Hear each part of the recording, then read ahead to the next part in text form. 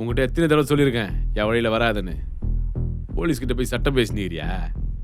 இல்லைண்ணா, தேவையில்லாமல் அவன் மேலே பொய் கேஸ் போட பார்த்தாங்க, அதான்.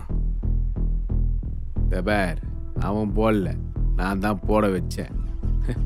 என்ன பண்ண முடியும் உன்னால? என் தயவுலேயே வாழ்ந்துட்டு நான் போடுற சாப்பாடையும் சாப்பிட்டு இப்போ என்னையே எதிர்த்து கேள்வி கேட்குறியா? அந்த அளவுக்கு வளர்ந்துட்டீங்களா? தப்புண்ணே, அந்த பையனோட வாழ்க்கையே பாதிக்கப்படுண்ணே. போட்டோம், எனக்கு என்ன? சம்பாதிக்கிற அதுப்புல ஆனால இப்போ அங்கே வேலை இல்லைன்னா கட்சியாக என்கிட்ட தானே வந்து நிற்கணும். கோச்சிக்காத தம்பி, ஏதோ தெரியாமல் பேசிட்டாப்ல. நீங்கள் பார்த்து வளர்ந்த பிள்ளைங்க, ஒரு வாட்டி மன்னிச்சு விட்டுடுங்க. யோ பெருசே, அவனை கூட்டின்னு போய் அறிவுரை சொல்லி என்கிட்ட வந்து குரலை வஸ்தாத என்ன? கேட்கறதுக்கு யாரும் இல்லைன்ற தைரியத்தில் தானே இப்படி பண்ணுற? எவன்டா கேட்பான்?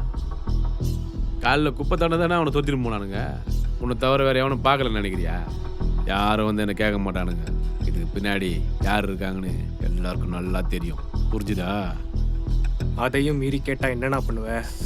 சொல்லிக்கிட்டே இருக்கேன்.